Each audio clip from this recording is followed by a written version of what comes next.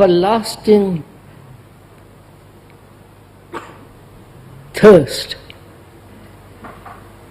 Could we go into that a little? Because we have talked about most things during the last 6 talks. 6 talks.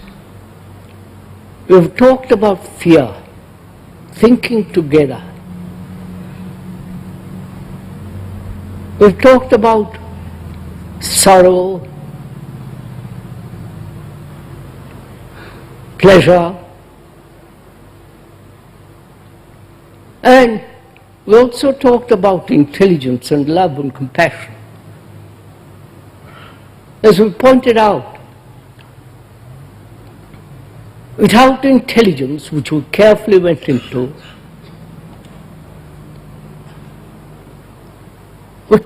there cannot be love or compassion. They go together. Not the intelligence of books and cunning contrivance of thought, nor the intelligence of a very clever, subtle mind, but the intelligence that perceives directly what is not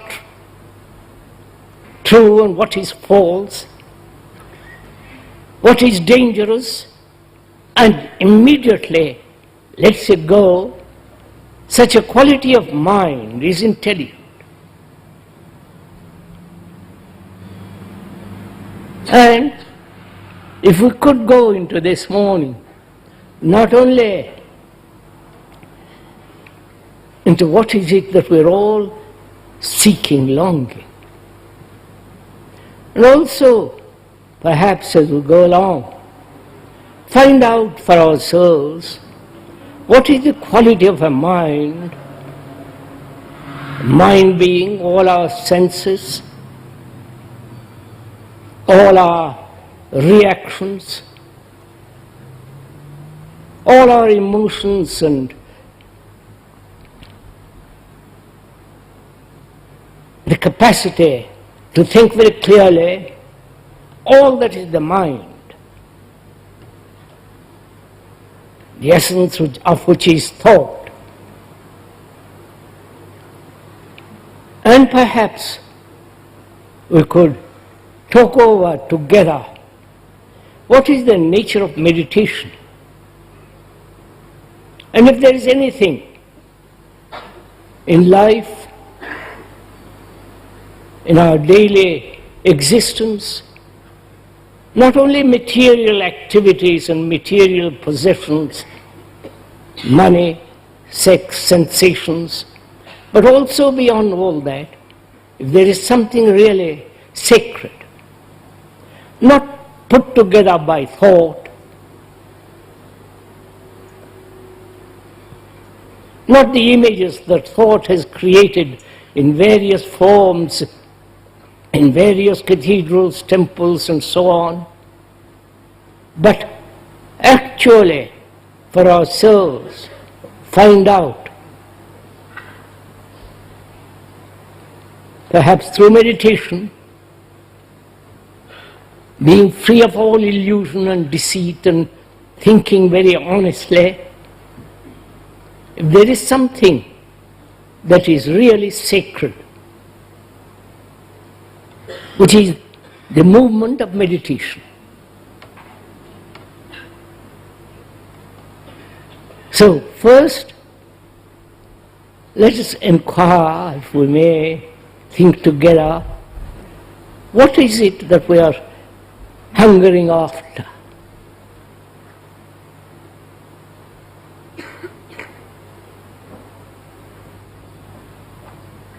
Most people have had various types and varieties of experiences.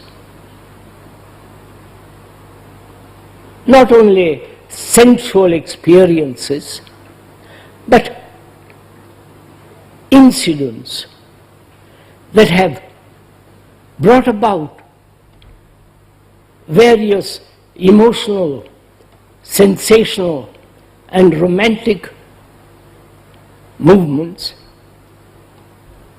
but also these experiences that one has had are rather trivial. And perhaps all experiences are rather trivial.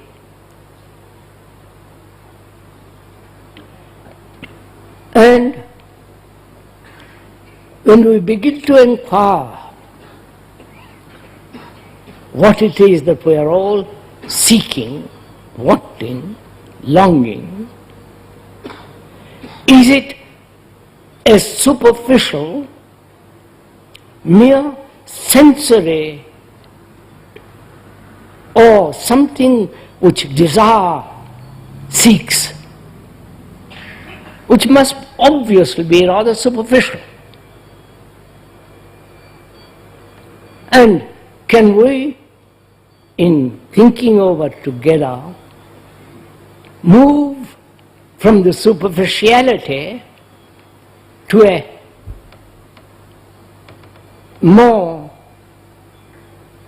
deeper, wider inquiry? Right? That we are, you and the speaker are thinking out together.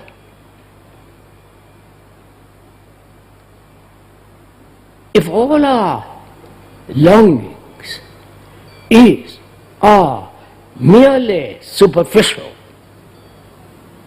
sensory demands, please, or is the longing, the searching, the thirst for something far beyond all that?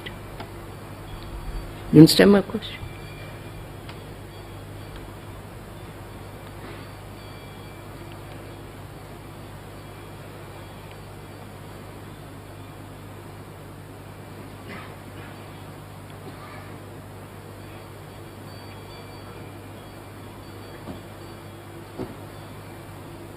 How do you inquire into this?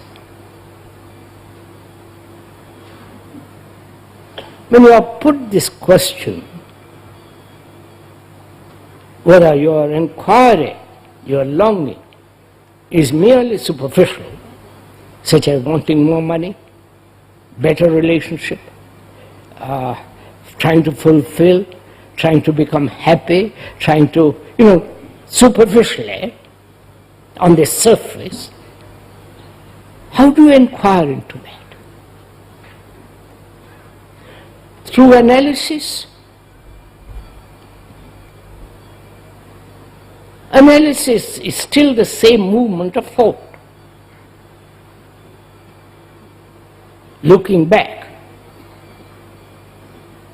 And analytically,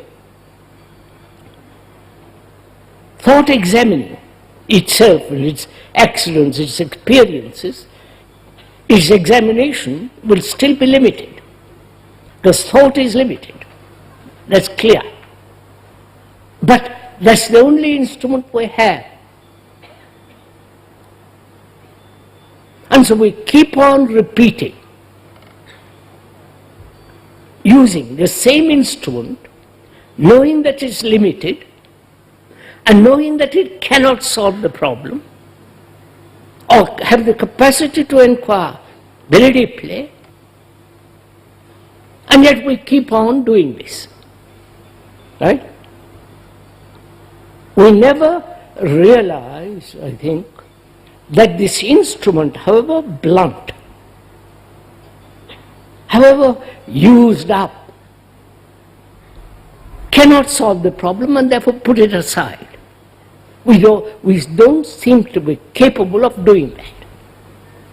Why? Please inquire with me. You understand my question?